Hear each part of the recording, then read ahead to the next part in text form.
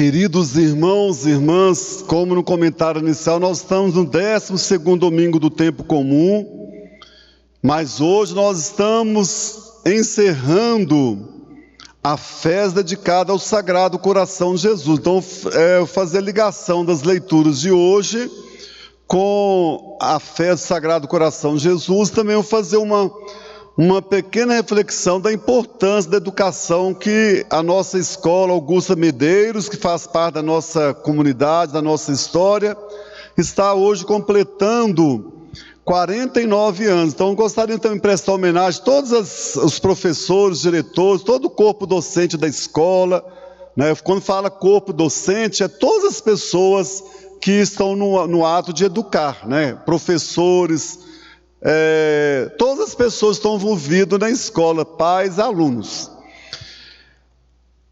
Falar do coração de Jesus é falar que o nosso coração, tem que deixar bem claro, é no nosso coração que está todos os nossos afetos. Por isso que o coração, é muito importante a gente falar do coração. Então, quando nós estamos celebrando a festa do Sagrado Coração de Jesus, a gente deveria questionar quais são os afetos do coração de Jesus. O coração de Jesus é o centro de todos os afetos. Então é importante a gente resgatar quais eram os sentimentos de Jesus com as pessoas. Então eu gostaria de dar uns 3, 4 exemplos que demonstram o coração de Jesus, esse coração acolhedor. Talvez seja Jesus quando encontrava com as crianças. Nós temos crianças participando aqui da celebração. Fala, Jesus, ele abraçava as crianças, ele acolheu a prostituta, acolheu os marginalizados, aqueles que viviam à margem da sociedade.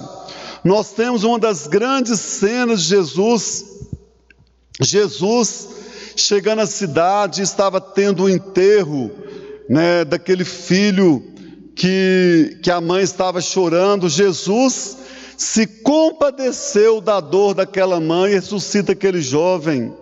Jesus conta a história do filho pródigo, aquele Deus amoroso, aquele Deus que acolhe. Então esses são os afetos de Jesus, é o amor, a partilha, a compaixão. E nós que somos seguidores de Jesus, nós também temos de trabalhar os nossos afetos. Eu trabalho muito nas áreas humanas, eu falo que o ser humano não é 10%, não, é 100% no afeto. Quando nós somos capazes de canalizar os nossos afetos, quando nós somos capazes de harmonizar os nossos afetos, no nosso coração não há lugar para ódio, para rancor e a divisão. Por isso que nas leituras de hoje nos lembra justamente isso, né? Na primeira leitura do profeta Jeremias, ele fala justamente isto, que ele, quando ele foi tocado pelo amor de Deus, e Deus transformou a vida de Jeremias. E quando nós somos transformados pelo amor de Deus, nós passamos a ter ações diferentes. Toda a liturgia de hoje quer nos mostrar, quem achar que servir a Deus vai ter uma vida tranquila, está errado. Uma pessoa que serve a Deus, eu estava escutando hoje o Marcelo de Barros, né, que ele tem falando sobre as leituras de hoje, que o verdadeiro discípulo de Jesus, ele não é conivente com a injustiça. Ele não é o lugar, daquela época tinha os palácios. Quem é de Jesus não subiria aos palácios. Função de padre, ou algum educador, ou algum padre, ou papa, não é fazer aliança com uma igreja ao longo da história, muitos e muitos anos. Talvez o grande pecado da igreja foi ter feito alianças com o poder. Não, a nossa sociedade ela é secular. A nossa sociedade, a igreja não é extensão do Estado, o Estado não é extensão da igreja, não, são papéis distintos. A igreja, nós que somos cristãos, nós temos que ser profeta, e profetiza sim. E o profeta fala justamente isso, por ele ser fiel à palavra de Deus, o profeta Jeremias, muitas pessoas estavam levantando calúnia contra ele, até aquelas pessoas que julgavam que era amigo dele, estava falando mal dele, e ele falou assim: não, eu creio num Deus libertador, eu não vou trocar o meu Deus por outros deuses. Por isso, quem segue Jesus na radicalidade, ele vai ser chamado, quando uma pessoa, estou cansado de ouvir ao longo da minha história, o padre Antônio, o padre Toninho é comunista, o padre Toninho é petista, o padre Toninho é isso, eu fico feliz. Eu fico feliz porque eu estou incomodando. Eu fiquei muitos anos lá em Betim. Nossa, os políticos lá queriam ver o capeta e não queriam me ver, porque eu denunciava mesmo. Eu fiquei 23 anos na mesma paróquia, nunca eu fui na prefeitura. Eu falei assim: se a gente for trabalhar, o som que tem na igreja é da igreja.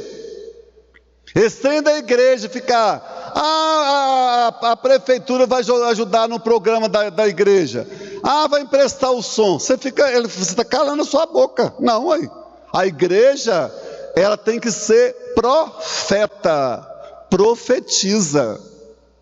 A igreja, no exemplo, nós enquanto cristãos, nós não podemos aceitar 50 mil vidas, gente. 50 mil histórias. E queira ou não queira, nós somos culpados. Um governo Brasil, é triste falar, nós estamos num país, nós não temos presidente.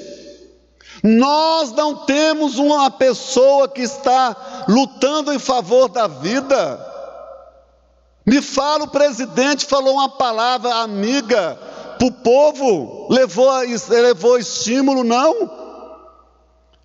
Ele, pedindo isolamento, ele ficava desfilando para a rua, incentivando o povo a ir para a rua. Então, gente, é seríssimo. Eu estou vivendo a minha família, o estrago que é. Eu tenho gente da minha família, graças a Deus. Eu tive minha sobrinha que foi hospitalizado com o vírus, foi tomado uma parte do pulmão dela, ela ficou internada, graças a Deus, né? Na minha família foram 5. Graças a Deus eu tive sorte na minha família que eles recuperaram. Então, quando eu falo do vírus, não é aquela coisa longe, não. Já está chegando no meu vizinho, no meu parente. Então é seríssimo, gente. É isso que o profeta está falando. Quem é ser de Deus, ser cristão, ele não é conivente com a injustiça. Nós estamos falando hoje de educação, né? Eu gosto muito, quando tem uma coisa, eu gosto muito de estudar. Algum dia eu falar assim, o povo diz: o padre Antônio foi um padre assim bobinho, que nunca estudou. Não sou, eu nunca procurei ser o melhor aluno. Mas quando eu estava fazendo filosofia, depois eu fico vendo, toda a vida eu fui um pouco de protesto. Alguém pegar minhas notas, quando estava fazendo o curso de filosofia, nossa, o padre Antônio é um péssimo aluno. Até em protesto, porque na PUC era assim, quando você tirasse 60, né, é o mesmo esquema, né? Em 100, se tirava 60, você passava. Então, se eu ficava preocupado, todo mundo na igreja, lá na minha sala, lá, preocupado, eu tirei tanto, eu não vou querer nota, não. Aí, o que eu fazia? Graças a Deus, nunca tive problema. Então, sempre eu tinha tirado 61, 62, 67. Eu nunca fiz prova final. Eu passava antes, então minha nota ficava de 65, 66. Eu não sou empresário. Para que eu vou ficar querendo mostrar, pegar meu negócio lá? Nossa, teve 70, 80, 90, 100. Não tive essa preocupação, não. Então, educação, né, por isso eu gostaria de falar um pouquinho, e tem a ver educação com Jesus também, ele foi um grande educador. E o que eu vou falar, eu passei ontem o dia inteiro pesquisando, o que eu vou falar, para mim, um dos grandes educadores, gente, eu fico um absurdo, o maior educador do Brasil virou comunista, que é o Paulo Freire. Quem quiser ser professor, não estudar Paulo Freire, não entra nem na escola para dar aula, não. Porque é impossível você falar de educação se você não falar do Paulo Freire. E para mim hoje um dos grandes, todos dois já morreram, que é Rubem Alves, que é um dos grandes educadores.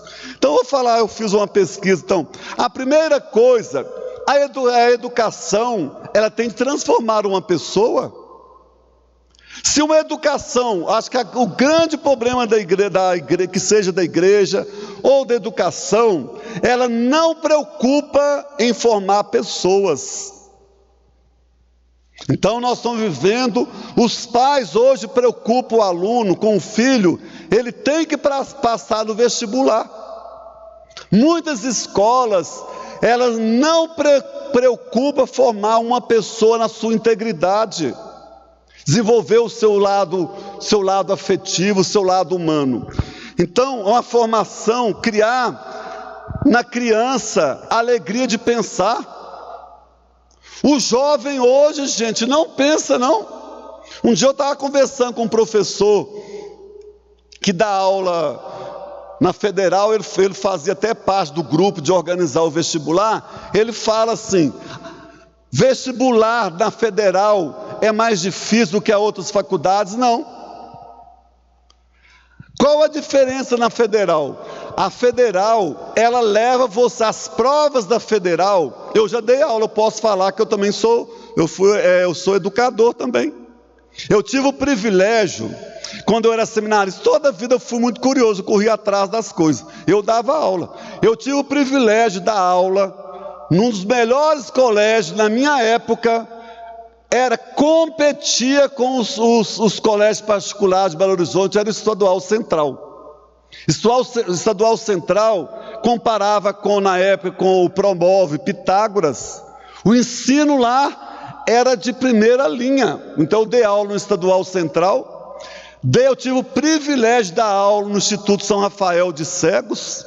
Eu dei aula para os cegos, e lá criou o grupo, tinha magistério, eu dava aula para os cegos e dava aula por curso de magistério. Então, por isso, quando eu fiz filosofia, você podia fazer licenciatura ou bacharelado. Eu fiz licenciatura, então eu tive de estudar didática 1, didática 2, né, para mim dar aula. Então, eu aprendi muita coisa. Então, falando assim, ó. Então, a primeira coisa, a educação, a escola, como hoje a nossa escola, Augusto Medeira, ela tem de preocupar isso. Será que eu estou formando um cidadão, uma cidadã? Preocupar por uma educação humanizada e humanizadora, educar com princípios éticos e responsáveis.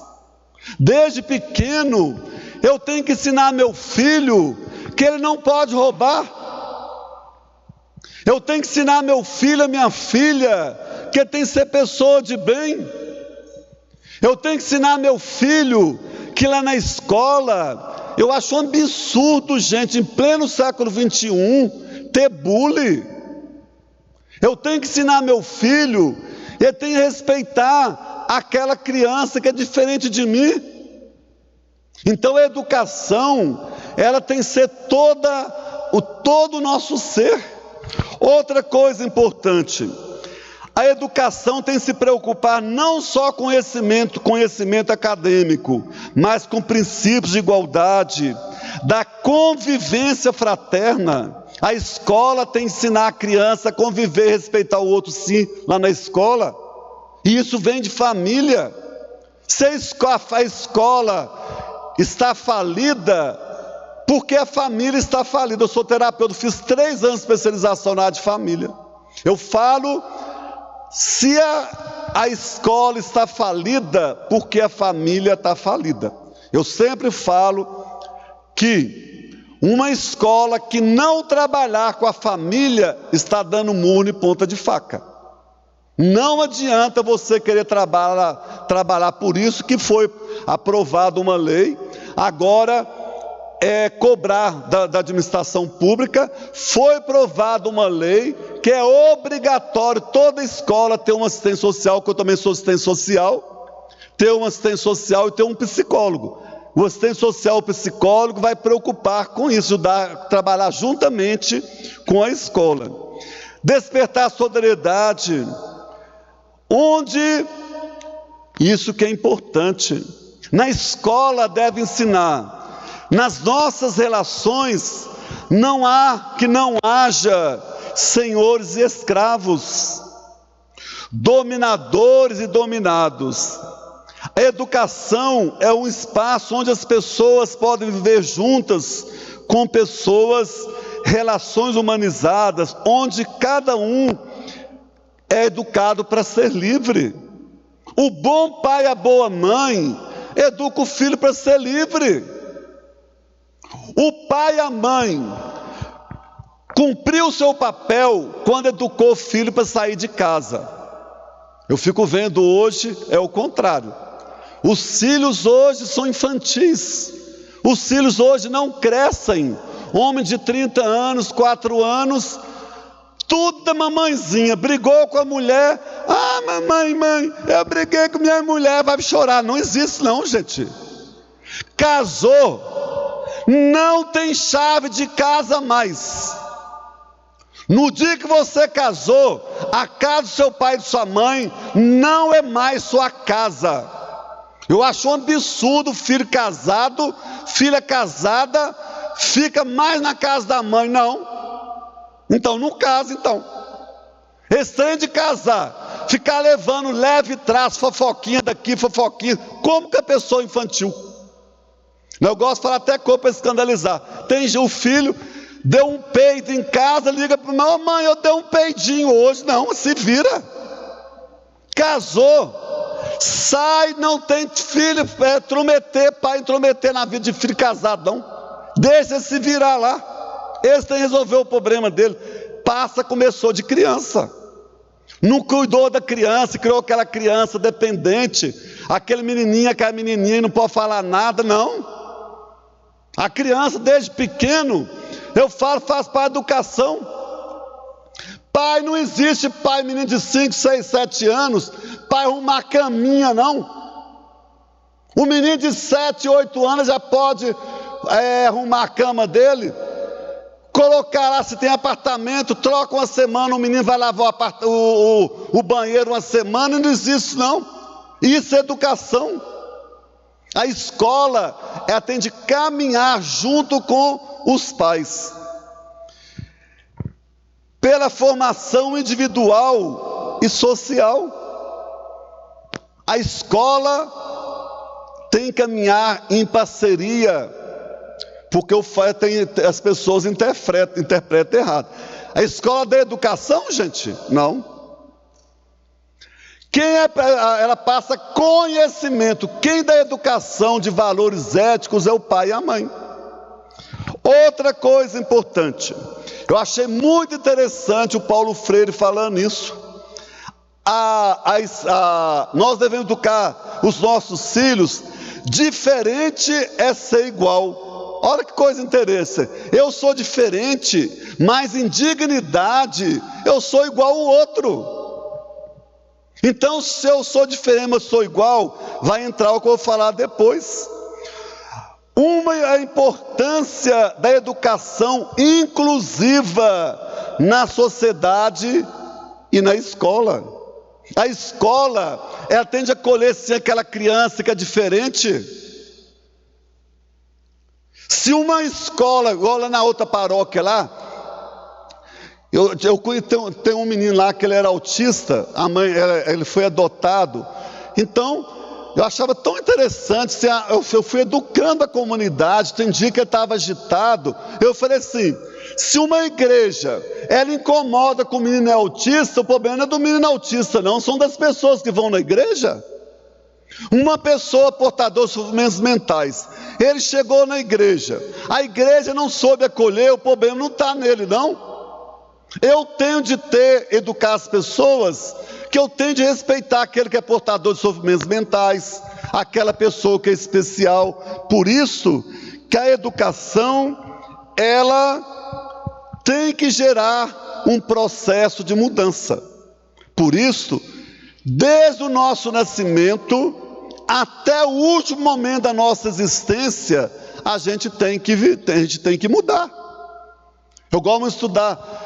Como você sabe, eu sou gerontólogo. Ô gente, como é bom envelhecer. Eu fico bom ver as pessoas, principalmente mulheres, gente. Guarda, eu não tenho vergonha de falar a minha idade, não. Eu vou fazer esse ano, eu já falo que eu tenho 62, eu vou fazer 63 agora em novembro, eu falo que eu tenho 63. Eu fico feliz que eu estou com 63, estou enxutaço, estou bem de saúde, tenho cabeça boa, eu penso diferente, eu acompanho a evolução. Não precisa ser aquele velho chato não, aquele velho ranzinza, só sabe reclamar. Tem gente que amanhece e anoitece reclamando, quer falar murmurar. Não, desde pequeno eu tenho que ensinar meu filho e minha filha amor pela vida. Por que eu estou vendo aqui, eu fico brincando muito com os jovens, por que os jovens ficam andando na rua sem máscara? Eles não têm amor pela vida.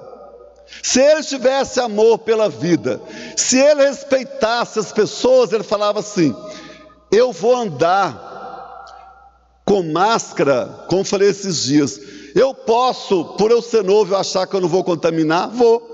Além de eu me contaminar, eu posso contaminar minha mãe, na minha casa tem a minha avó, eu posso contaminar a minha avó. Então, é isso para encerrar. Tudo está interligados, né? Então, o coração de Jesus, ele quer nos mostrar que o coração de Jesus é um coração libertador, é um coração cheio de amor, cheio de tolerância, um coração que acolhe todos.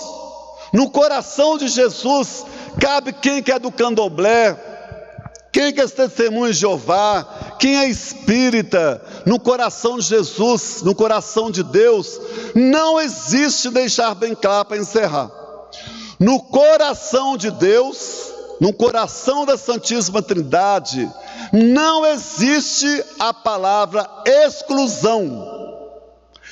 Eu gosto de usar o termo, até o termo fazendo gesto.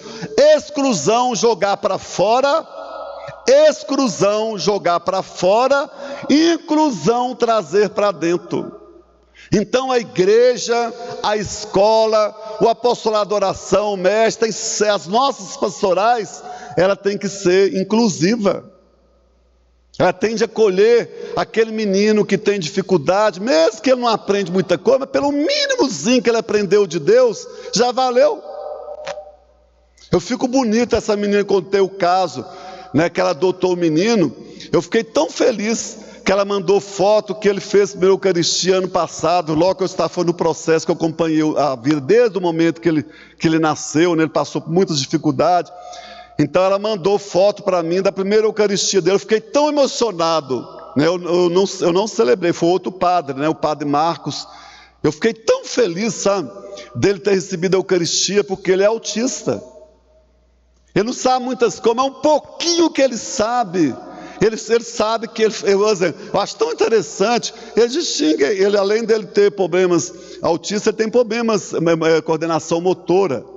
Então sim, ele sabe que aquela casa de Deus, olha que coisa maravilhosa. Uns anos atrás a gente excluía.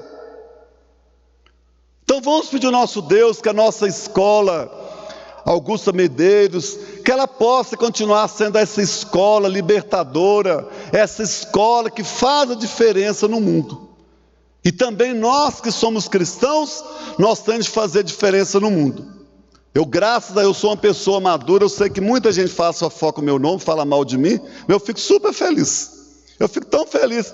Se eu falasse, nossa, falasse mal do Padre Antônio, o Padre Antônio é pelego, ele está puxando. Pode falar, quem fala na minha moral, ninguém, graças a Deus, sabe que as pessoas falavam mal de mim? Nunca falou mal da minha moral. Falava mal de mim, que eu era petista, que eu era esquerdista, que eu era comunista, que eu falei, isso para mim é elogio. Que eu deixo bem claro, eu sou fiel a Deus. Eu sou fiel ao projeto de Deus. Jesus fez opção pelos pobres. Deus não fez opção para rico, não. Então, igreja que não acolhe o pobre, não faz nada pelo pobre, é a igreja do capeta. Me desculpa falar, não é igreja de Deus, não. A igreja de Deus, ela cuida do pobre, daquele que não tem casa, preocupa com tudo.